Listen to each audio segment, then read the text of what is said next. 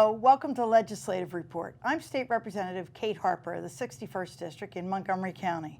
Travel and tourism are major economic drivers of Pennsylvania's economy, injecting an estimated $39.2 billion in 1 year, 2014 alone. An additional $7.5 billion can be attributed to capital projects and investments related to travel or tourism. But how often do you and your family travel around the Commonwealth? It's common for people not even to visit places that are in our own backyards. However, after listening to our guest today, I think you'll find some new ideas that you can do either with children or with older folks. So I'd like to introduce my guest today, who is Carrie Lepore, the Executive Secretary of the Office of Marketing, Tourism, and Film. She's going to talk to us today about a number of historic sites in the state and things that we can do or you can plan to do on your next vacation. Carrie, thanks for being with us. Thanks so much for having me today. All right, so what I usually like to do is let my audience know a little bit about the guest. How long have you lived in Pennsylvania? How did you get to this job? Tell me a little bit about yourself. Absolutely, thank you. For starts, when people ask me where I'm from, I always say Philadelphia until they say, really, where in Philadelphia? And then I whisper South Jersey. So. Wow. We an next part of South Jersey? Yes, I am definitely Pennsylvania proud, but I was born in Bensalem and then was raised in Cherry Hill, and then after graduating from college came back and lived in the Philadelphia area prior to moving to Harrisburg in 2003. Okay, so you can honestly claim that most of your life was spent in the Delaware River watershed, I think. Yes, absolutely. Close enough. Close okay. enough. All right, so I asked you today to come with some ideas for things that people could do maybe during the winter, but also when they're planning their summer vacation for next year. And I know you have some ideas. Now, one popular idea, and people always think of this when they're driving on the turnpike, but they seldom make the plans, would be visiting central Pennsylvania and Lancaster, right?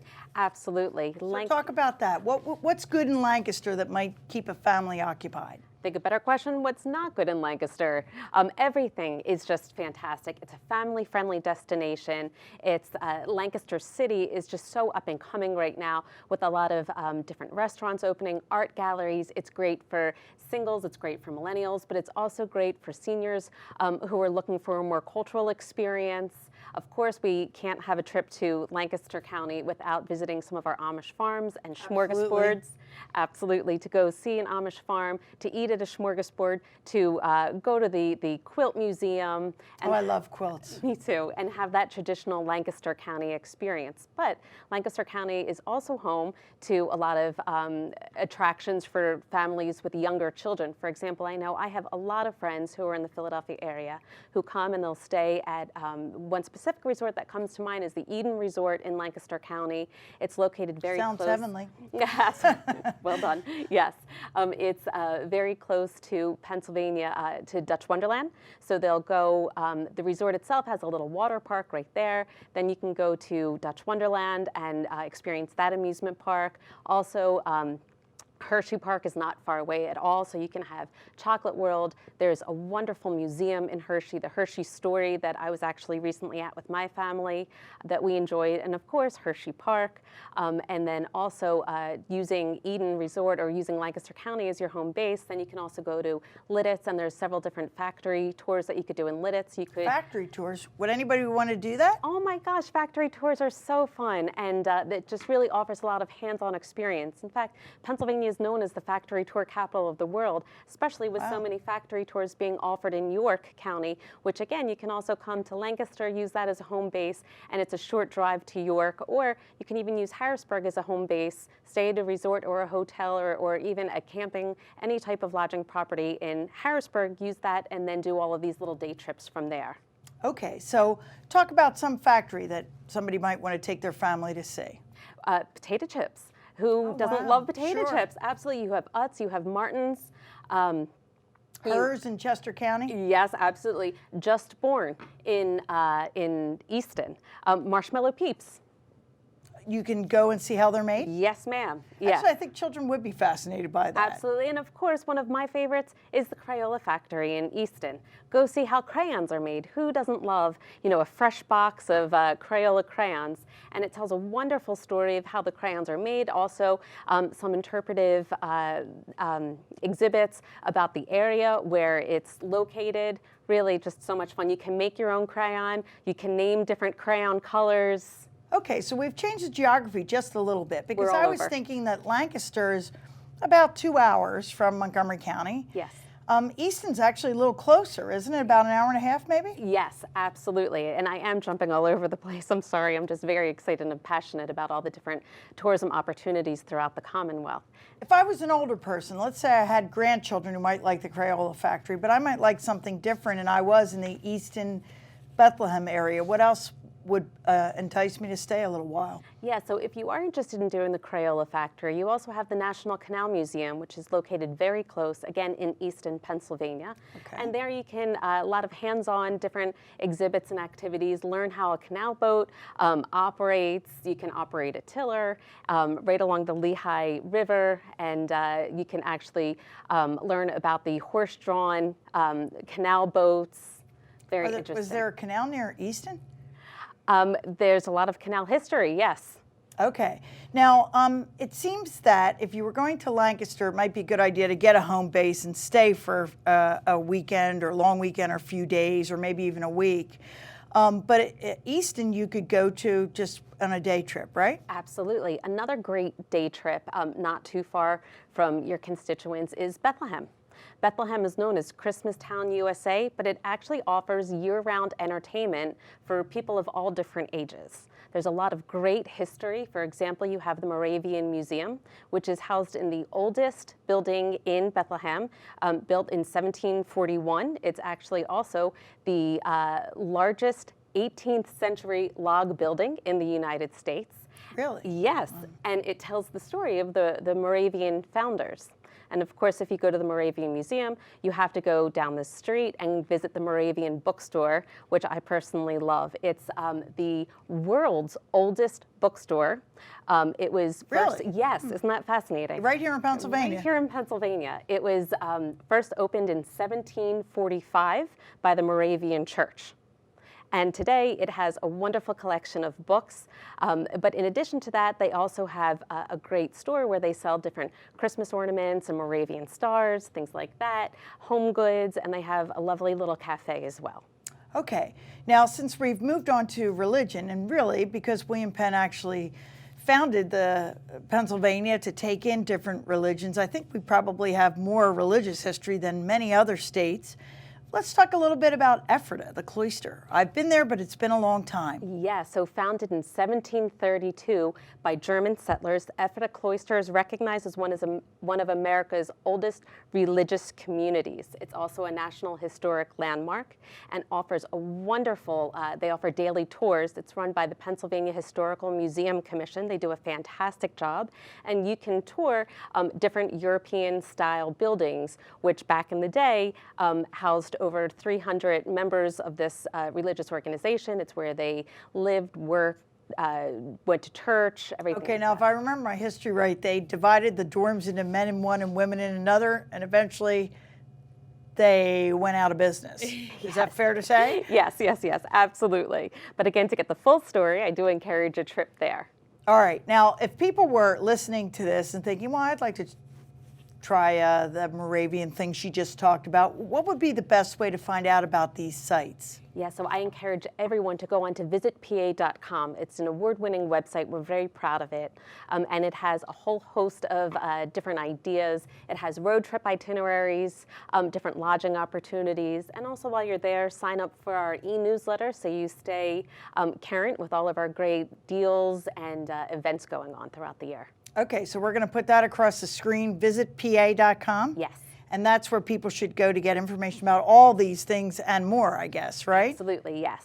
All right. Now, are any of these sites better to visit in the summer versus the winter, or what's your feeling on that? Everything that we discussed today really is year-round, weatherproof entertainment. family fun. However, if you are looking for some things to do during the summer, I definitely recommend the parks, the different amusement parks, which again, Dutch Wonderland and Hershey Park, for example, they are open pretty much year-round. They're open probably 9 months of the year, but definitely I would recommend summertime for Right, I don't think that. I'd want to be on a first wheel in the winter. No, it gets a little chill. I was there recently for Christmas Candy Lane at Hershey, and it is a little cold, but we had such a mild winter, it wasn't too bad. Still fun. But the Poconos is a great option for people. I know a lot of your constituents will probably leave the state to go to the beach, but I do recommend if you're looking for a lake getaway. I mean, Pennsylvania has so many wonderful, beautiful lakes. The Poconos, home to so many, and also hunting. Well, I only think of the Poconos in the winter for skiing. Oh no, there's so much outdoor activity to do with hiking trails, biking trails. I mean, there's fishing, canoeing, kayaking. There's so many wonderful outdoor summer activities to be had in the Poconos as well. They recently opened a few new properties, getting back a little bit more into that weatherproof travel, but that I definitely recommend. Kalahari, for example, I know that's a popular resort right now. It's a tremendously large water park, indoor water park, that again offers fun and excitement for the entire family with a lot of different activities targeting to younger children, but then also for more of the daredevils, also bigger water slides and whatnot. Okay, so there'd be a lot to do. Now, we've talked most about the eastern part of the state, which is good because my viewers in Montgomery County want to get to places that are not too far away. I myself visited the 9/11 Museum recently in Western PA, and there's a lot out in Western PA too. Oh my goodness, absolutely there is. And it's funny, my husband is from the western part of the state, so we met in the middle, but I like to say that we're a pretty balanced family representing both the east and the western part of the Commonwealth. Something that I would love to share with you, a little fact, 42% of our travelers in Pennsylvania are Pennsylvanians. I think we really need to do a better job, though, of inviting the East to visit the West and the West to visit the East. Pittsburgh is a magnificent city, but it's not just Pittsburgh. It's also the surrounding areas, the Laurel Highlands, where you just mentioned the 9/11 memorial is. I think every American should definitely visit that sacred ground there. It's very moving. Oh my gosh, absolutely. Not too far from there, Frank Lloyd Wright's Falling Water. It's a gem in Pennsylvania that not everybody's aware of. You can't really get the sense of falling water unless you're standing there in the living room with the water running underneath. Unbelievable. It takes your breath away. It does. Absolutely, and we're so lucky. We have more than one Frank Lloyd Wright house within a 20-minute drive. So after you leave Falling Water, you have to just, again, a very short drive to the Duncan House, which is another Frank Lloyd Wright property, and then also Kentuck Knob, which is just amazing as well. So there's Kentuck Knob? Kentuck Knob, yes, the name of that house. So there's actually 3 Frank Lloyd Wright properties, Kentuck Knob and Falling Water, original to southwestern PA. The Duncan House was actually taken apart from a different location and rebuilt in Acme, Pennsylvania, which again is that Laurel Highlands area.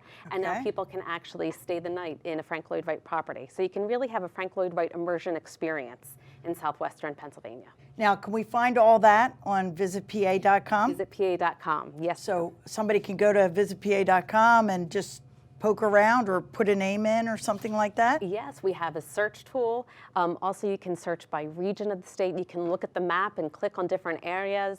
And again, I also would encourage everyone to sign up for our newsletter. Also, we're on 9 different social media channels, and you can find all of that on our website. Well, I think that's a good place to stop this conversation, hopefully get some conversations started around the dinner tables at home. Thank you, Carrie. I appreciate your being here. This is Carrie Lepore, Deputy Secretary of the Office of Marketing, Tourism, and Film. We didn't get to that. We'll have to do that next time. Absolutely. Stay with us. We're going to take a quick break, and Legislative Report will return in just a moment.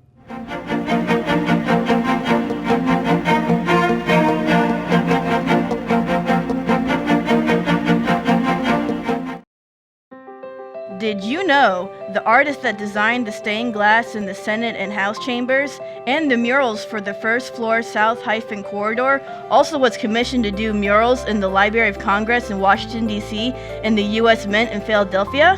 William Brantley Van Ingen was that man. In 1902, he was commissioned to paint 14 murals for the Lynette spaces on the House side of the Capitol building and designed all the stained glass windows in the Senate and House chambers.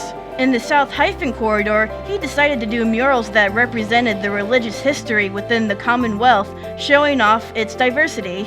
Religions include the Quakers, Mennonites, Rosicrucian monks, Moravians, Dunkards, Scots-Irish, Germans, and Swedes. For the ocular stained glass windows in the chambers, he chose industrial, commercial, technological subjects, along with windows depicting peace, liberty, and religion that were symbolic of Pennsylvania's heritage.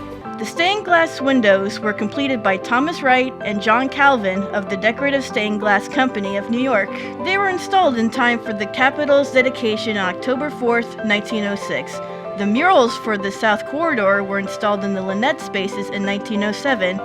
Now you know. Welcome back to the program. I'm State Representative Kate Harper. In the first half of this program, we heard about some wonderful historic sites in the Commonwealth that you can plan to visit. And my guest was Carrie Lepore. Joining me for the second part of our program is John Hallis, Director of the Bureau of State Parks.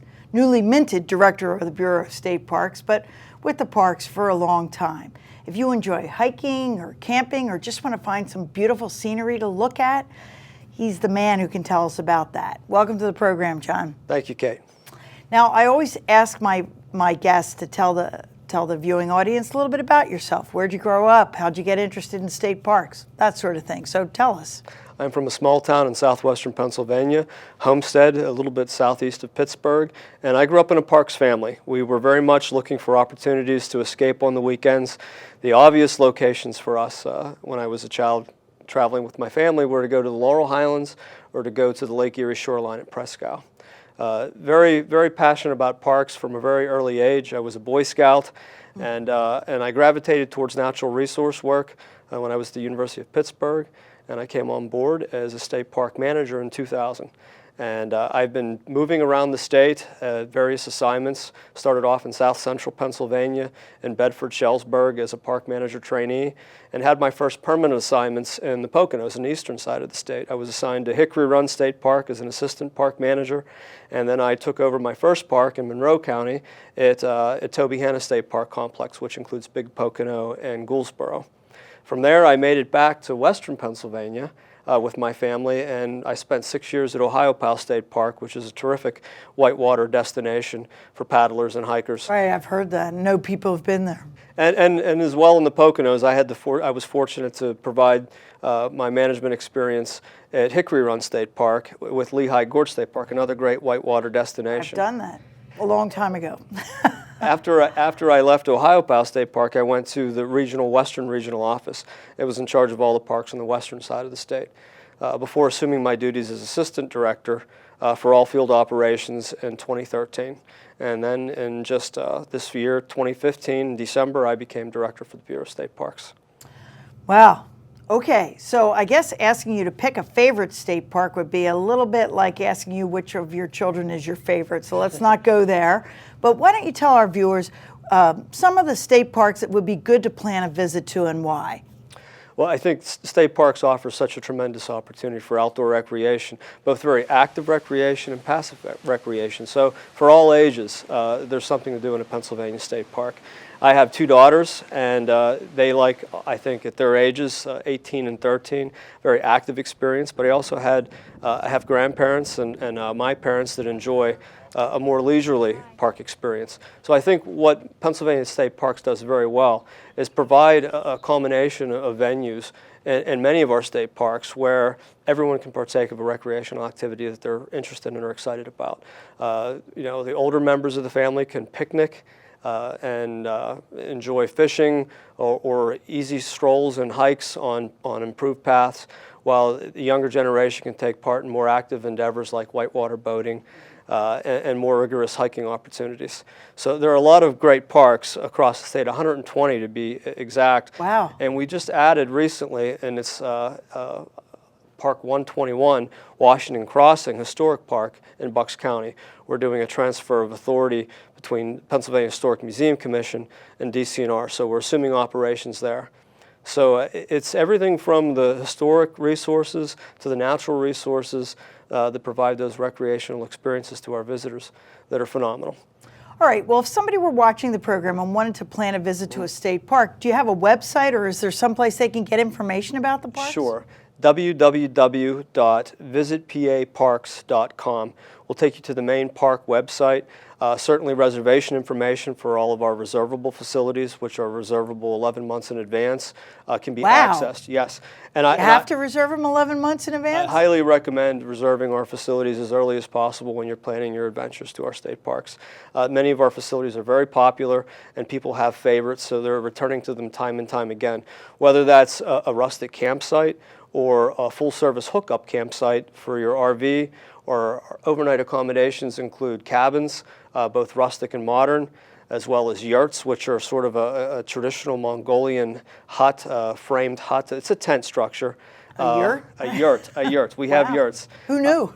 And so we provide a variety of overnight options, and many people, even without a lot of camping experience, can find something that's right for them in a Pennsylvania state park.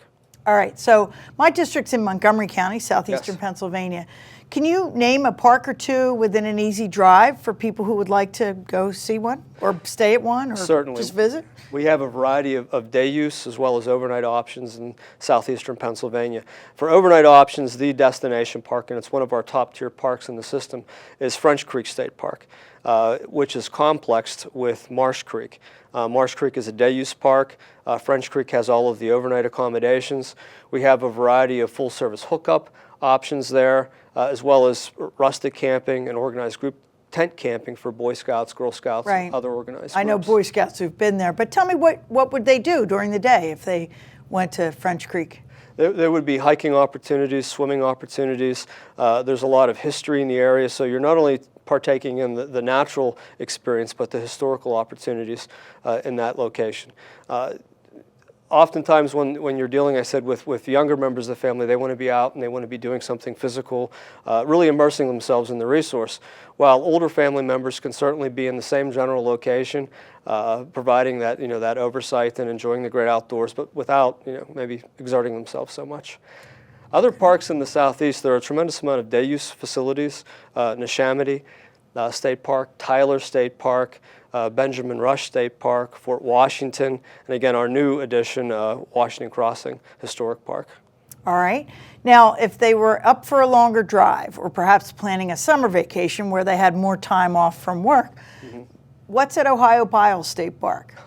Well, being that I spent 6 years there and I'm thoroughly familiar with the amenities, it is Pennsylvania's largest land-based state park at over 20,500 acres. 20,000. 20,500 acres. Wow. The Youghiogheny River, and it's sort of a challenging spelling, but the pronunciation is Youghiogheny River, is a tremendous whitewater resource, one of the most popular whitewater runs in the eastern United States. And is it whitewater all year round or just in the spring like in the Poconos? It's all year round. It has tremendous flows from the Youghiogheny River Dam, which is administered by the Army Corps of Engineers, very similar to the Lehigh River at Lehigh Gorge State Park. But the flow regimen provides for year-round whitewater boating on the Youghiogheny.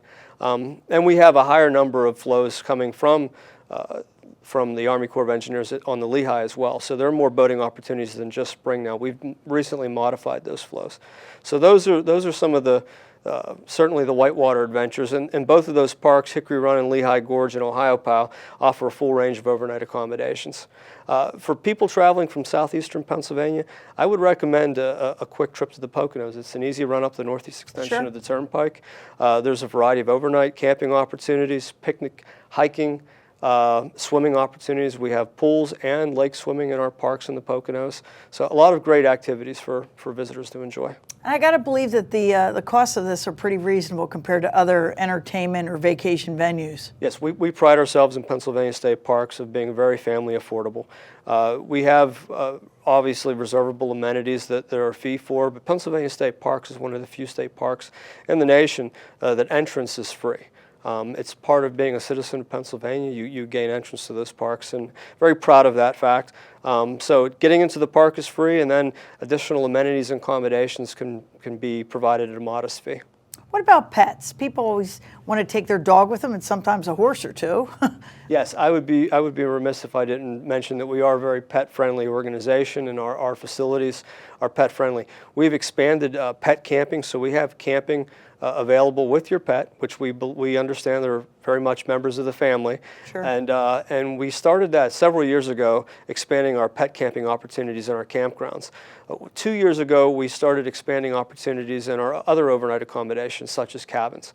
And there's some challenges that go along with making sure that those facilities are clean and appropriate and resilient for pet use. But we've done that, and we continue to move in that direction. We realize they're incredibly popular sites. All right. Now, one thing I've heard about, I don't know if there's a state park nearby, the Grand Canyon of Pennsylvania? Yes, we actually have two wonderful state parks there. It's Pine Creek Gorge in Tioga County, and Leonard Harrison and Colton Point are on either rim of the Grand Canyon. It's largely forestry property, and the Pine Creek Trail cuts right through the canyon, which is administered by our sister Bureau of Forestry and DCNR. But the vistas from both Colton Point and Leonard Harrison are spectacular. And again, a lot of recreation. It's not just sightseeing and photo ops that you get from those scenic vistas, but to be immersed in the gorge, and you can hike down into the gorge from either of those two parks along what we call the Turkey Path. It's a strenuous hike. Turkey Path for turkey people like path. me, right? It's a strenuous hike, but I was fortunate to see an entire school group last time I was touring the gorge that hiked down from Leonard Harrison. They were very excited to make that descent into Pine Creek Gorge. How'd they get back up? They had to hike back up. There wasn't a shuttle service waiting for them. Oh, dear. So did you see them get all the way back up, or I guess they had to? It's a longer drive from where we were, because we were doing a maintenance assessment of Pine Creek Trail. And so we made our way back to Leonard Harrison, and when we did, we found that school group back on top. They were tired but very happy and excited to have had that experience in our state park. Okay, and people can go to that website we talked about earlier. Yes. To find out about that and how to find the park and how to get there and all that? Yes. That website and the main DCNR website as well. It provides you information on not only our state park opportunities, but our sister bureau, the Bureau of Forestry, which has a tremendous amount of land that they manage available for recreational opportunities. So people can go into our state forests as well as our state parks? Yes, tremendous opportunities. Many of our state parks were carved from our state forests, and they still exist within the boundaries of our state forests. We have a very strong working relationship with the Bureau of Forestry, and our trail systems oftentimes are interconnected and hopefully seamless for the park visitor and the forest visitor. So what would you add? We just have like 30 seconds left. What would you add to the description of the parks, or where you would urge people to make plans to go? I would say that the diversity of opportunities, recreational opportunities, and educational opportunities in our state parks are tremendous. And certainly, I think it was the original blueprint to have a park within 25 miles of every Pennsylvanian. Sure. And we largely have accommodated that need. So whether you're planning a day-use trip close to home or a family vacation to last a week, Pennsylvania State Parks, all 121 now have a lot to offer. Well, I think that's a great endorsement. I actually remember being on a statewide task force in the 90s that talked about getting a state park within 25 miles of everybody, so I'm glad we're there. Yes. That's great. Well, that's all the time we have for today's program. I'm State Representative Kate Harper. My guest today has been John Hallis, and you heard all about the great camping and hiking activities in our state parks. If you need assistance with any other state government matter, feel free to contact me at my Bluebell office. The address and phone number will be shown in just a moment. Thanks for watching, and join me next time for Legislative Report.